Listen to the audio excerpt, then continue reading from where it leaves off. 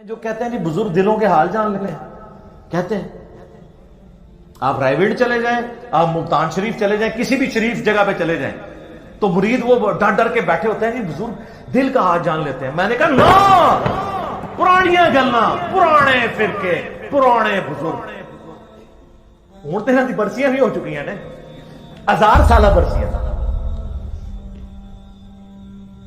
جو جتنا پرانا ہے وہ اتنی برسی ہو چکی ہے۔ میں یہ چیلنج کرتا ہوں، میں اپنی میکینیکل انجینئرنگ میں سے مشین ڈیزائن کا یا اسٹرینتھ آف مٹیریل کا ایک فارمولا میکینکس آف مٹیریلز کا لکھ کے دیتا ہوں کاغذ کے اوپر، کوئی دنیا کا بزرگ مجھے دیکھ کے پڑھ کے بتا۔ ہاں اگر وقت کا پیغمبر ہو وہ پڑھ کے بتا سکتا ہے، کیونکہ اسے وحی کی تائید حاصل ہوگی۔ نبی علیہ السلام کو کئی مواقع کے اوپر آپ کو پتا ہے کافروں نے سوال کیے ہیں، نبی علیہ السلام کو نہیں پتا تھا، اللہ نے صورتیں نازل کر کے جواب سکھا دیے۔ قصہ موسیٰ اور خضر سکھایا، حضرت یوسف علیہ السلام کی بایوگرافی سکھائی، ذوالقرنین بادشاہ سے متعلق سکھایا سورۃ الکہف میں۔ وہ ایک دیوبندی مولانا بیٹھا ہوا ہے کوئی مجہول قسم کا، اور وہ اپنے آپ کو کہتا ہے میں مفتی اعظم امریکہ ہوں۔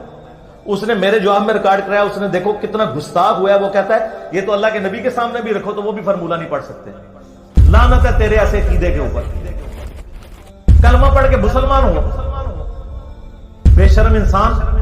یہ میں اپنی ذات کی خاطر نہیں کہہ رہا، یہ تو حضرت عمر ہوتے تو پہلے تو اس کی وہ کرتے نا، پھر اگلی بات اس سے کرتے۔ نبی علیہ السلام کو تو اپنے بابے بچانے کے لیے یوز کر رہا ہے۔ وہ امام حنیفہ رحمہ اللہ کا وہ گناہ دھلنے والے واقعے کو ڈیفینڈ کرتے ہوئے یہ کہہ رہا تھا نبی علیہ السلام کے پیچھے اللہ ہے۔ سورہ ال عمران کی آیت نمبر 179 ہے کہ اللہ کی یہ شان ہی نہیں ہے کہ کسی غیر نبی کو غیب پر مطلع کرے، وہ اپنے پیغمبروں کو غیب کے اوپر اطلاع دیتا ہے، اور تمہارا کام ہے اللہ اور اس کے پیغمبروں پہ ایمان لاؤ، بس اس حد کو کراس مت کرو۔ تو نبی علیہ السلام کو اگر یہ چیلنج دیا جائے وقت کے پیغمبر کو، وہ پڑھ کے سنا بھی دے گا، اس کو اللہ آنے واحد میں سب کچھ سکھا دے گا۔ بابوں کو اس لیے میں چیلنج کر رہا ہوں کہ تمہارا تو کہنا ہے کہ ہمارا اللہ سے تعلق ہے، اللہ کو تو آتی ہے نا انجیل نہیں، پڑھ کے بتاؤ۔ تم کہتے ہو ہم دلوں کے حال جانتے ہیں، ہمیں کشف القبور ہوتا ہے، وہ بھی کہانیاں۔ صحیح مسلم میں حدیث ہے، بخاری میں بھی اس کا کچھ حصہ ہے۔ ایک مدعم نامی غلام تھا نبی علیہ السلام کا، خیبر کے موقع پر نامعلوم تیر لگا، وہ شہید ہو گیا۔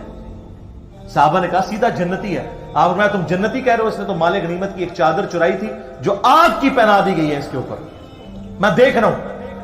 تو صحابہ کرام فوراً گھروں کو لوٹے، اگر کسی نے کوئی رسی کا ایک ٹکڑا بھی یہ سمجھ کے اٹھایا تھا نا اس کی تو خیر ہے، وہ بھی لا کے مال غنیمت میں جمع کروایا کہ یہ سر وہ لوگ سمعنا و اطعنا تھے، سننے والے اور ماننے والے۔ تو صحابہ کرام کو تو سامنے میت کے اوپر آگ کی جو چادر نظر نہیں آئی ہے۔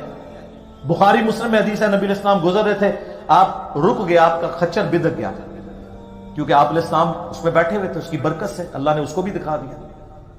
ویسے بخاری مسلم میں حدیث ہے کہ ایک مناظر جو ہے وہ جنوں انس کے علاوہ ساری مخلوقات دیکھتی ہیں۔ آپ فرمائیں 2 قبر والوں کو عذاب ہو رہا ہے، ایک پیشاب کے چھینٹوں سے نہیں بچتا تھا، دوسرا چغلی کھاتا تھا۔ پھر آپ نے ایک ٹہنی توڑ کے اس کے 2 حصے کر کے لگایا، فرمایا جب تک یہ ہری رہیں گی ان کے عذاب میں تخفیف ہوتی رہے گی، نبی علیہ السلام کی مبارک ہاتھوں کی برکت سے۔ تو صحابہ کرام کو تو عذاب قبر نظر نہیں آیا۔ کہانیاں دل کا حال جان لیتا ہے۔